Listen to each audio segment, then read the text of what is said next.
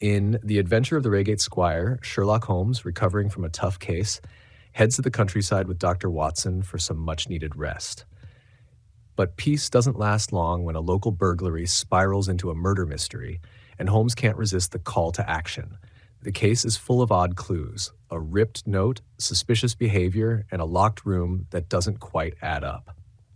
As Holmes digs deeper, his sharp instincts and clever deductions unravel a plot that no one saw coming. It's a classic Holmes adventure filled with twists, turns, and just the right amount of countryside drama. The Reigate Puzzle. It was some time before the health of my friend Mr. Sherlock Holmes recovered from the strain caused by his immense exertions in the spring of '87. The whole question of the Netherlands Sumatra Company and of the colossal schemes of Baron Maupertuis are too recent in the minds of the public, and are too intimately concerned with politics and finance to be fitting subjects for this series of sketches. They led, however, in an indirect fashion to a singular and complex problem which gave my friend an opportunity of demonstrating the value of a fresh weapon among the many with which he waged his lifelong battle against crime. On referring to my notes, I see that it was upon the 14th of April that I received a telegram from Lyon, which informed me that Holmes was lying ill in the Hôtel Dulong. Within 24 hours I was in his sick room, and was relieved to find that there was nothing formidable in his symptoms.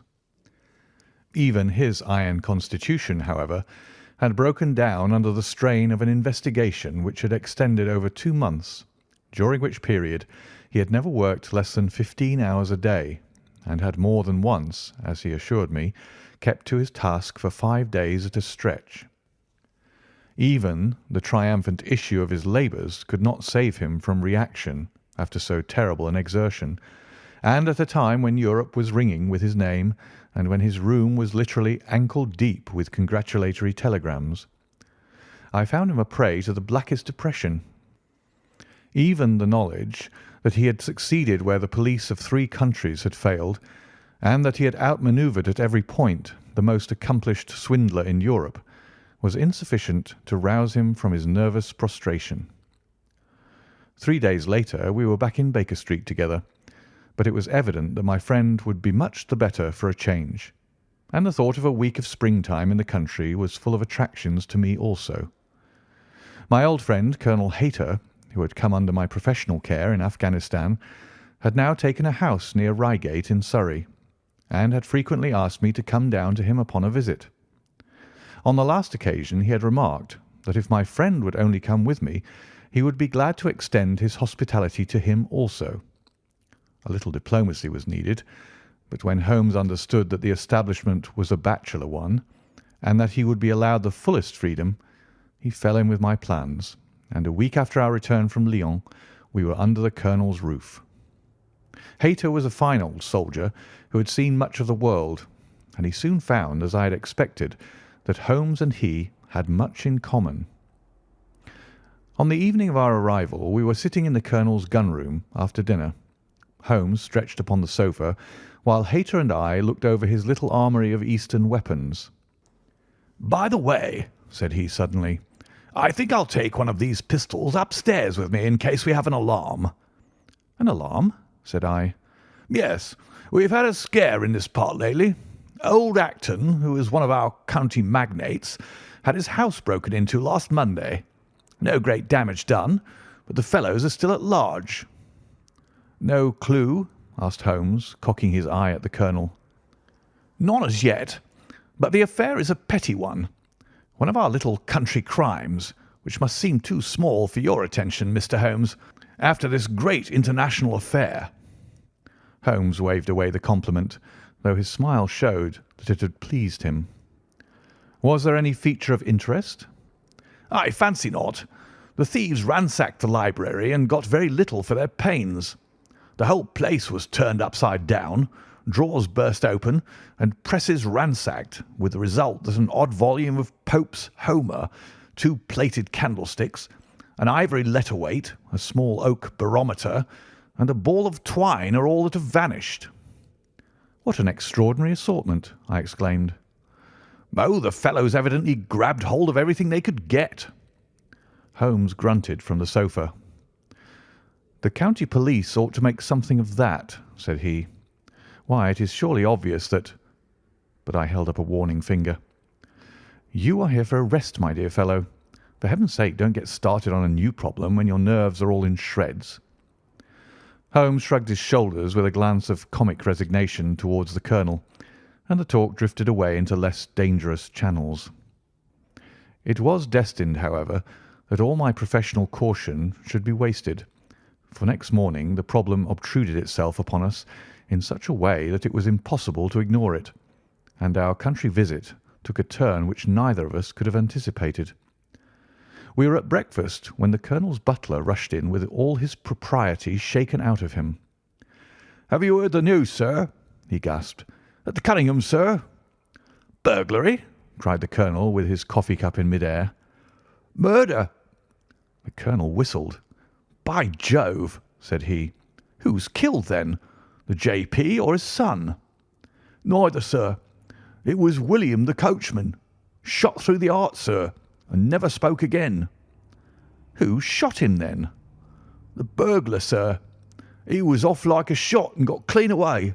He just broke in at the pantry window when William came on him and met his end in saving his master's property." "What time?" "It was late last night, sir. Somewhere about 12.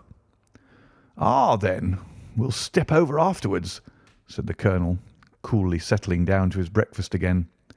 "It's a baddish business," he added when the butler had gone. "He's our leading man about here, is old Cunningham, and a very decent fellow, too. He'll be cut up over this, for the man has been in his service for years and was a good servant. It's evidently the same villains who broke into Actons." "And stole that very singular collection," said Holmes thoughtfully. "Precisely." It may prove the simplest matter in the world, but all the same, at first glance, this is just a little curious, is it not? A gang of burglars acting in the country might be expected to vary the scene of their operations, and not to crack 2 cribs in the same district within a few days. When you spoke last night of taking precautions, I remember that it passed through my mind that this was probably the last parish in England to which the thief or thieves would be likely to turn their attention, which shows that I have still much to learn. "I fancy it's some local practitioner," said the colonel. "In that case, of course, Actons and Cunninghams are just the places he would go for, since they are far the largest about here." "And richest?" "Well, they ought to be, but they've had a lawsuit for some years which has sucked the blood out of both of them, I fancy. Old Acton has some claim on half of Cunningham's estate, and the lawyers have been at it with both hands."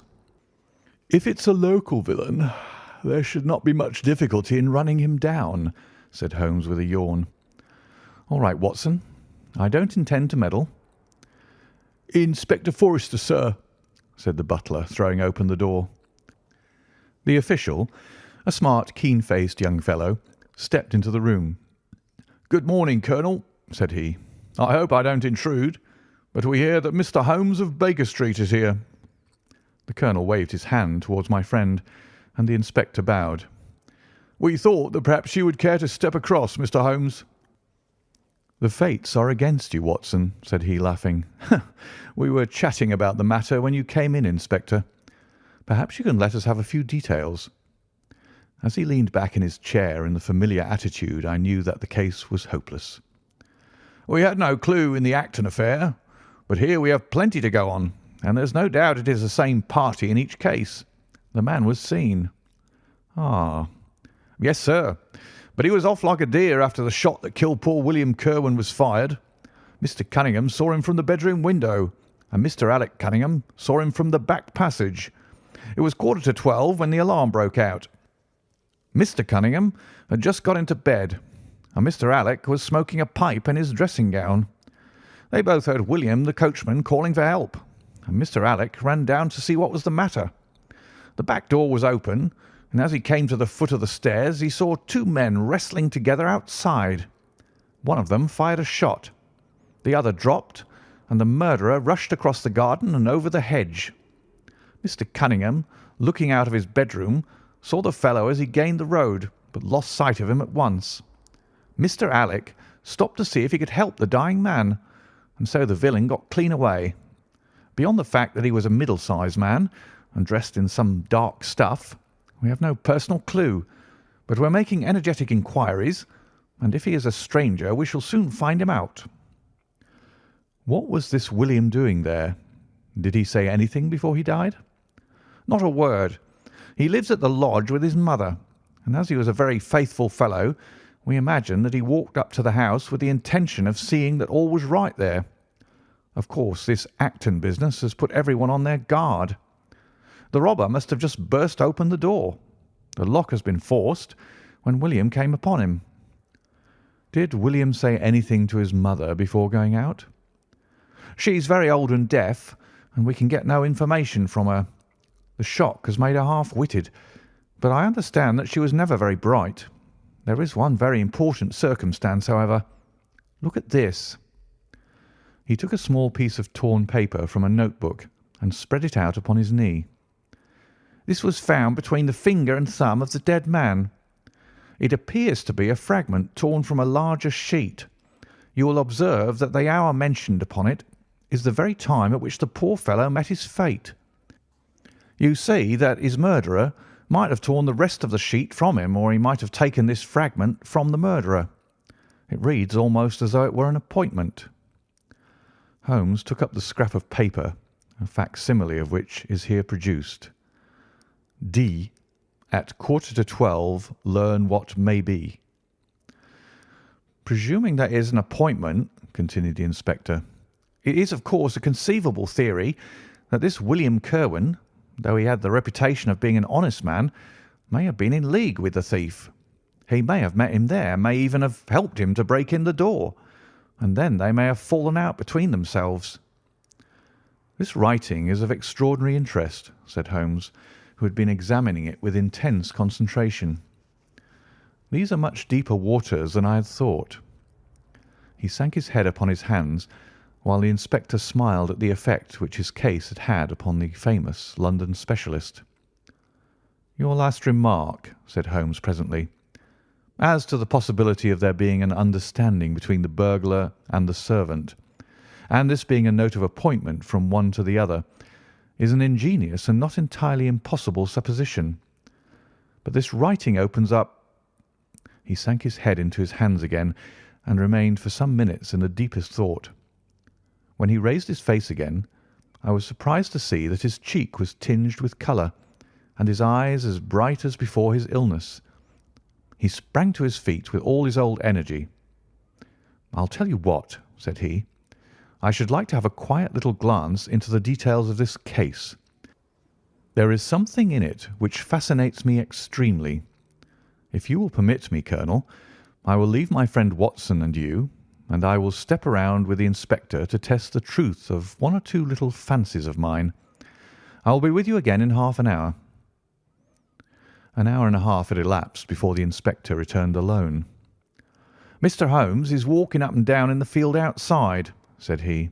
"He wants us all four to go up to the house together." "To Mr. Cunningham's?" "Yes, sir." "What for?" The inspector shrugged his shoulders.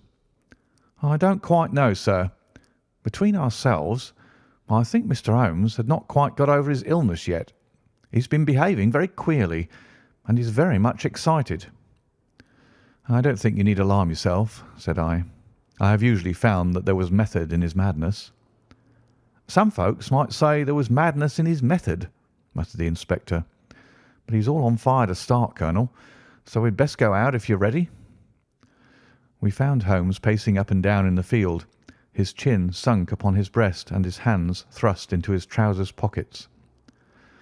"The matter grows in interest," said he. "Watson, your country trip has been a distinct success. I've had a charming morning." "You've been up to the scene of the crime, I understand," said the colonel. "Yes. The inspector and I have made quite a little reconnaissance together." "Any success?" "Well, we've seen some very interesting things. I'll tell you what we did as we walk. First of all, We saw the body of this unfortunate man. He certainly died from a revolver wound, as reported." "Had you doubted it, then?" "Oh, it is as well to test everything. Our inspection was not wasted. We then had an interview with Mr. Cunningham and his son, who were able to point out the exact spot where the murderer had broken through the garden hedge in his flight. That was of great interest." "Naturally." "Then we had a look at this poor fellow's mother. We could get no information from her, however, as she is very old and feeble." "And what is the result of your investigations?" "The conviction that the crime is a very peculiar one. Perhaps our visit now may do something to make it less obscure. I think that we are both agreed, Inspector, that the fragment of paper in the dead man's hand, bearing as it does the very hour of his death written upon it, is of extreme importance." "It should give a clue, Mr. Holmes." "It does give a clue. Whoever wrote that note was the man who brought William Kirwan out of his bed at that hour. But where is the rest of that sheet of paper?" "I examined the ground carefully in the hope of finding it," said the inspector. "It was torn out of the dead man's hand. Why was someone so anxious to get possession of it? Because it incriminated him? And what would he do with it? Thrust it into his pocket, most likely, never noticing that a corner of it had been left in the grip of the corpse. If we could get the rest of that sheet, it is obvious that we should have gone a long way towards solving the mystery." "Yes, but how can we get at the criminal's pocket before we catch the criminal?" "Well, well, it was worth thinking over. Then there is another obvious point. The note was sent to William. The man who wrote it could not have taken it. Otherwise, of course, he might have delivered his own message by word of mouth. Who brought the note, then? Or did it come through the post?" "I have made inquiries," said the inspector. "William received a letter by the afternoon post yesterday. The envelope was destroyed by him." "Excellent!" cried Holmes, clapping the inspector on the back. "You've seen the postman. It is a pleasure to work with you. Well, here is the lodge, and if you will come up, Colonel, I will show you the scene of the crime." We passed the pretty cottage where the murdered man had lived, and walked up an oak-lined avenue to the fine old Queen Anne house, which bears the date of Malplaquet upon the lintel of the door. Holmes and the inspector led us round it until we came to the side gate, which is separated by a stretch of garden from the hedge which lines the road. A constable was standing at the kitchen door. "Throw the door open, officer," said Holmes. Now, it was on these stairs that young Mr. Cunningham stood and saw the two men struggling just where we are. Old Mr. Cunningham was at that window, the second on the left, and he saw the fellow get away just to the left of that bush. Then Mr. Alec ran out and knelt beside the wounded man. The ground is very hard, you see, and there are no marks to guide us. As he spoke, two men came down to the garden path, from round the angle of the house. The one was an elderly man with a strong, deep-lined, heavy-eyed face, the other a dashing young fellow, whose bright, smiling expression and showy dress were in strange contrast with the business which had brought us there. "Still at it, then?" said he to Holmes. "I thought you Londoners were never at fault. You don't seem to be so very quick, after all." "Ah, you must give us a little time," said Holmes good-humouredly. "You'll want it," said young Alec Cunningham. "Why, I don't see that we have any clue at all." "There's only one," answered the inspector. "We thought that if we could only find— Good heavens, Mr. Holmes, what is the matter?" My poor friend's face had suddenly assumed the most dreadful expression. His eyes rolled upwards, his features writhed in agony, and with a suppressed groan he dropped on his face upon the ground. Horrified at the suddenness and severity of the attack, we carried him into the kitchen, where he lay back in a large chair and breathed heavily for some minutes. Finally, with a shamefaced apology for his weakness, he rose once more. "Watson would tell you that I have only just recovered from a severe illness," he explained. "I am liable to these sudden nervous attacks."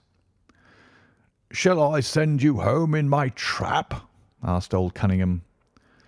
"Well, since I'm here, there is one point on which I should like to feel sure. We can very easily verify it." "What was it?" "Well, it seems to me that it is just possible that the arrival of this poor fellow William was not before, but after the entrance of the burglar into the house. You appear to take it for granted that although the door was forced, the robber never got in." "I fancy that is quite obvious," said Mr. Cunningham gravely. "Why, my son Alec had not yet gone to bed, and he would certainly have heard anyone moving about." "Where was he sitting?" "I was smoking in my dressing-room." "Which window is that?" "The last on the left, next to my father's." "Both of your lamps were lit, of course?" "Undoubtedly." "There are some very singular points here," said Holmes, smiling. "Is it not extraordinary that a burglar, and a burglar who had had some previous experience, should deliberately break into a house at a time when he could see from the lights that two of the family were still afoot?" "He must have been a cool hand." "Well, of course, if the case were not an odd one, we should not have been driven to ask you for an explanation," said young Mr. Alec. "But as to your ideas that the man has robbed the house before William tackled him, I think it a most absurd notion. Wouldn't we have found the place disarranged and missed the things which he had taken?" "It depends on what the things were," said Holmes. "You must remember that we are dealing with a burglar who is a very peculiar fellow, and who appears to work on lines of his own. Look, for example, at the queer lot of things which he took from Actons. What was it? A ball of string, a letter weight, and I don't know what other odds and ends." "Well, we are quite in your hands, Mr. Holmes," said old Cunningham. "Anything which you or the inspector may suggest will most certainly be done." "In the first place," said Holmes, "I should like you to offer a reward, coming from yourself, for the officials may take a little time before they would agree upon the sum, and these things cannot be done too promptly. I have jotted down the form here. If you would not mind signing it, £50 was quite enough, I thought." "I would willingly give you 500, said the J.P., taking the slip of paper and the pencil which Holmes handed to him. "This is not quite correct, however," he added, glancing over the document. "I wrote it rather hurriedly." "You see, you begin, 'Whereas at about 1:45 on Tuesday morning an attempt was made,' and so on. It was at 11:45, as a matter of fact." I was pained at the mistake, for I knew how keenly Holmes would feel any slip of the kind. It was his speciality to be accurate as to fact, but his recent illness had shaken him, and this one little incident was enough to show me that he was still far from being himself. He was obviously embarrassed for an instant, while the inspector raised his eyebrows, and Alec Cunningham burst into a laugh. The old gentleman corrected the mistake, however, and handed the paper back to Holmes. "Get it printed as soon as possible," he said. "I think your idea is an excellent one." Holmes put the slip of paper carefully away into his pocket-book. "And now," said he, "it really would be a good thing that we should all go over the house together and make certain that this rather erratic burglar did not, after all, carry anything away with him." Before entering, Holmes made an examination of the door which had been forced. It was evident that a chisel or strong knife had been thrust in and the lock forced back with it. We could see the marks in the wood where it had been pushed in. "You don't use bars, then?" he asked. "We have never found it necessary." "You don't keep a dog?" "Yes, but he is chained on the other side of the house." "When do your servants go to bed?" "About 10. "I understand that William was usually in bed also at that hour." "Yes." "It is singular that on this particular night he should have been up. Now, I should be very glad if you would have the kindness to show us over the house, Mr. Cunningham." A stone-flagged passage, with the kitchens branching away from it, led by a wooden staircase directly to the first floor of the house. It came out upon the landing opposite to a second, more ornamental stair, which came up from the front hall. Out of this landing opened the drawing-room and several bedrooms, including those of Mr. Cunningham and his son. Holmes walked slowly, taking keen note of the architecture of the house. I could tell from his expression that he was on a hot scent, and yet I could not in the least imagine in what direction his inferences were leading him. "My good sir," said Mr. Cunningham with some impatience, "this is surely very unnecessary. That is my room at the end of the stairs, and my son's is the one beyond it. I leave it to your judgment whether it was possible for the thief to have come up here without disturbing us." "You must try round and get on a fresh scent, I fancy," said the son with a rather malicious smile. "Still, I must ask you to humour me a little further. I should like, for example, to see how far the windows of the bedrooms command the front. This, I understand, is your son's room." He pushed open the door. "And that, I presume, is the dressing-room in which he sat smoking when the alarm was given. Where does the window of that look out to?" He stepped across the bedroom, pushed open the door, and glanced around the other chamber. "I hope that you are satisfied now," said Mr. Cunningham tartly. "Thank you. I think I have seen all that I wished." "Then if it is really necessary we can go into my room." "If it is not too much trouble." The J.P. shrugged his shoulders and led the way into his own chamber, which was a plainly furnished and commonplace room. As we moved across it in the direction of the window, Holmes fell back until he and I were the last of the group. Near the foot of the bed stood a dish of oranges and a carafe of water. As we passed it, Holmes, to my unutterable astonishment, leaned over in front of me and deliberately knocked the whole thing over. The glass smashed into 1,000 pieces, and the fruit rolled about into every corner of the room. "You've done it now, Watson," said he coolly. "A pretty mess you've made of the carpet." I stooped in some confusion and began to pick up the fruit, understanding for some reason my companion desired me to take the blame upon myself. The others did the same and set the table on its legs again. "Hullo!" cried the inspector. "Where's he got to?" Holmes had disappeared. "Wait here an instant," said young Alec Cunningham. "The fellow is off his head, in my opinion. Come with me, father, and see where he has got to." They rushed out of the room, leaving the inspector, the colonel, and me staring at each other. "'Pon my word, I'm inclined to agree with Master Alec," said the official. "It may be the effect of his illness, but it seems to me that—" His words were cut short by a sudden scream of "Help! Help! Murder!" With a thrill, I recognised the voice of that of my friend. I rushed madly from the room onto the landing. The cries, which had sunk down into a hoarse, inarticulate shouting, came from the room which we had first visited. I dashed in and on into the dressing-room beyond. The two Cunninghams were bending over the prostrate figure of Sherlock Holmes, the younger clutching his throat with both hands, while the elder seemed to be twisting one of his wrists. In an instant the three of us had torn them away from him, and Holmes staggered to his feet, very pale and evidently greatly exhausted. "Arrest these men, Inspector," he gasped. "On what charge?" "That of murdering their coachman, William Kirwan."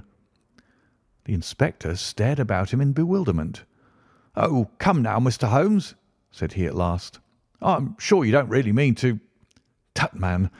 Look at their faces!" cried Holmes curtly. Never certainly have I seen a plainer confession of guilt upon human countenances. The older man seemed numbed and dazed, with a heavy, sullen expression upon his strongly marked face. The son, on the other hand, had dropped all that jaunty, dashing style which had characterized him, and the ferocity of a dangerous wild beast gleamed in his dark eyes and distorted his handsome features. The inspector said nothing, but stepping to the door, he blew his whistle. Two of his constables came at the call. "I have no alternative, Mr. Cunningham," said he. "I trust that this may all prove to be an absurd mistake, but you can see that— would you drop it?" He struck out with his hand, and a revolver which the younger man was in the act of cocking clattered down upon the floor. "Keep that," said Holmes quietly, putting his foot upon it. "You will find it useful at the trial. But this is what we really wanted." He held up a little crumpled piece of paper. "The remainder of the sheet!" cried the inspector. Precisely. And where was it? Where I was sure it must be. I'll make the whole matter clear to you presently. I think, Colonel, that you and Watson might return now, and I will be with you again in an hour at the furthest. The inspector and I must have a word with the prisoners, but you will certainly see me back at luncheon time." Sherlock Holmes was as good as his word, for about 1 o'clock he rejoined us in the Colonel's smoking room. He was accompanied by a little elderly gentleman, who was introduced to me as the Mr. Acton whose house had been the scene of the original burglary. "I wish Mr. Acton to be present while I demonstrated this small matter to you," said Holmes, "for it is natural that he should take a keen interest in the details. I am afraid, my dear Colonel, that you must regret the hour that you took in such a stormy petrel as I am." "On the contrary," answered the Colonel warmly, "I consider it the greatest privilege to have been permitted to study your methods of working. I confess that they quite surpass my expectations, and that I am utterly unable to account for your result. I have not yet seen the vestige of a clue." "I am afraid that my explanation may disillusion you, but it has always been my habit to hide none of my methods, either from my friend Watson or from anyone who might take an intelligent interest in them. But first, as I am rather shaken by the knocking about which I had in the dressing-room, I think that I shall help myself to a dash of your brandy, Colonel. My strength had been rather tried of late." "I trust that you had no more of those nervous attacks." Sherlock Holmes laughed heartily. "We will come to that in its turn," said he. "I will lay an account of the case before you in its due order, showing you the various points which guided me in my decision. Pray interrupt me if there is any inference which is not perfectly clear to you. It is of the highest importance in the art of detection to be able to recognize, out of a number of facts, which are incidental and which vital. Otherwise your energy and attention must be dissipated instead of being concentrated. Now, in this case, there was not the slightest doubt in my mind from the first that the key of the whole matter must be looked for in the scrap of paper in the dead man's hand.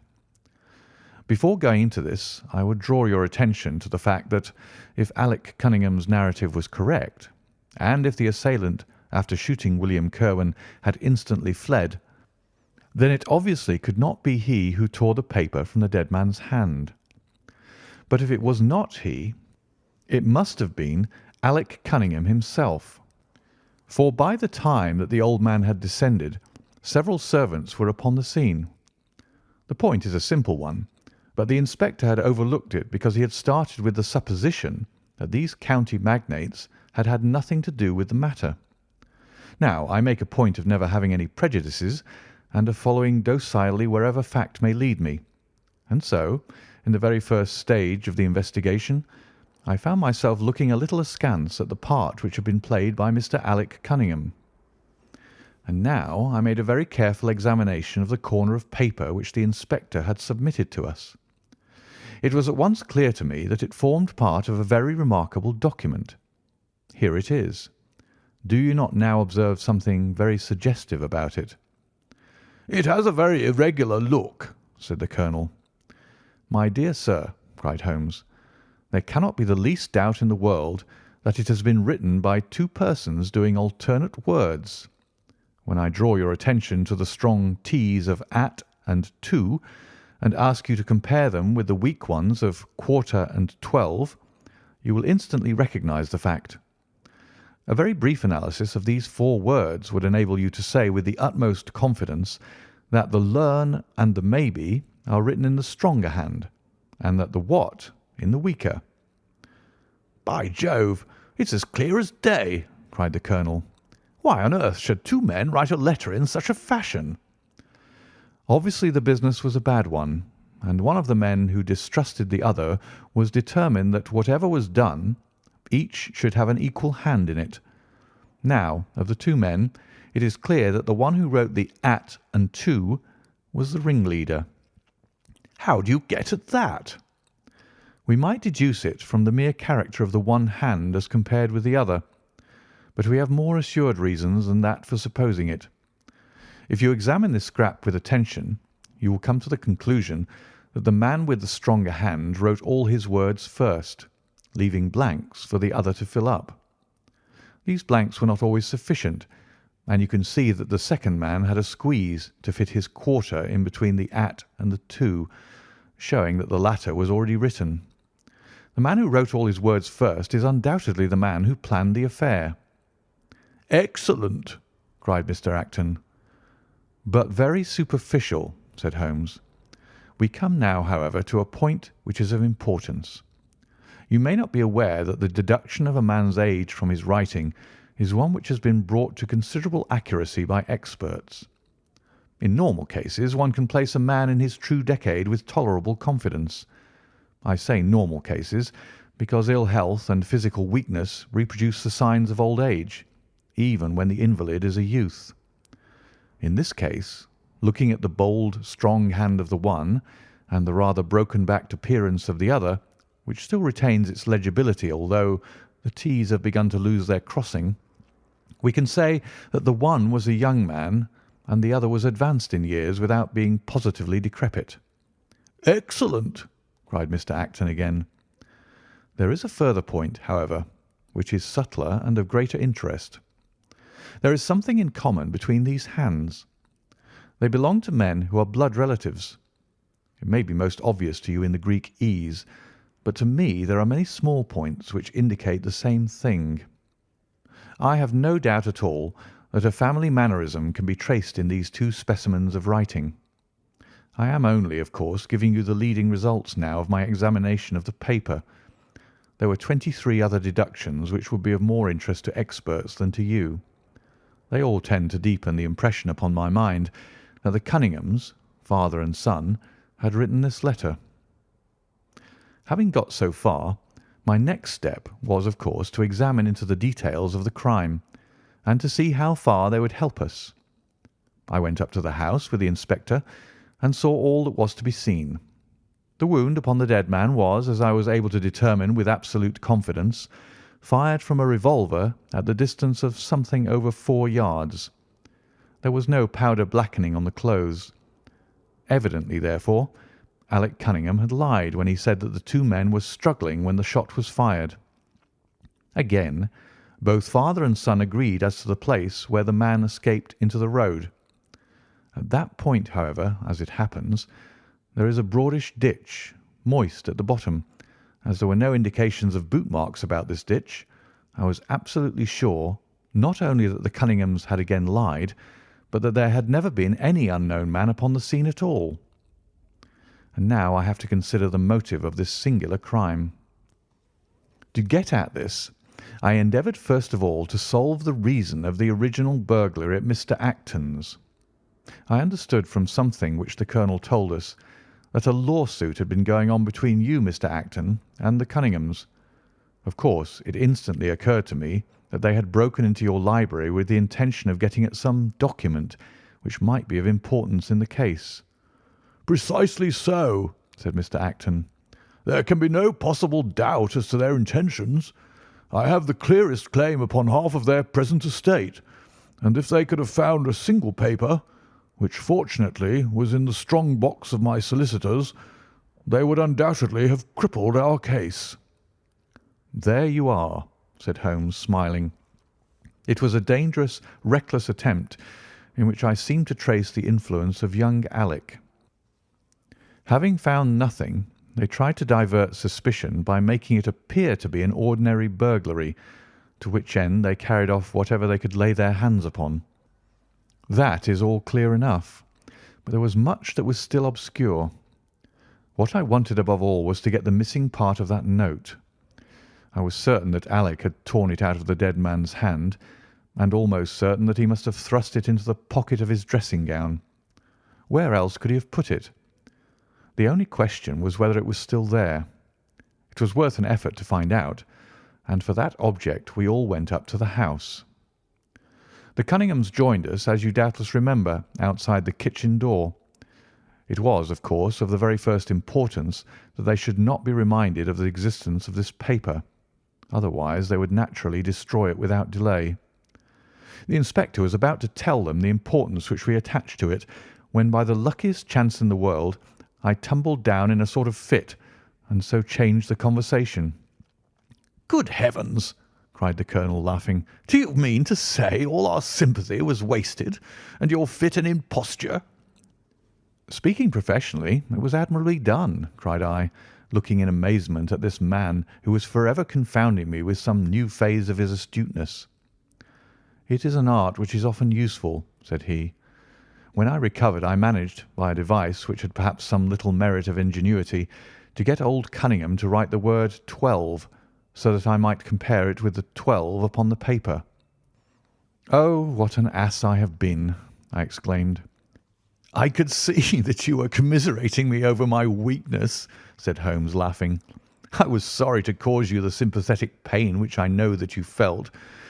We then went upstairs together, and having entered the room and seen the dressing-gown hanging up behind the door, I contrived by upsetting a table to engage their attention for the moment, and slipped back to examine the pockets.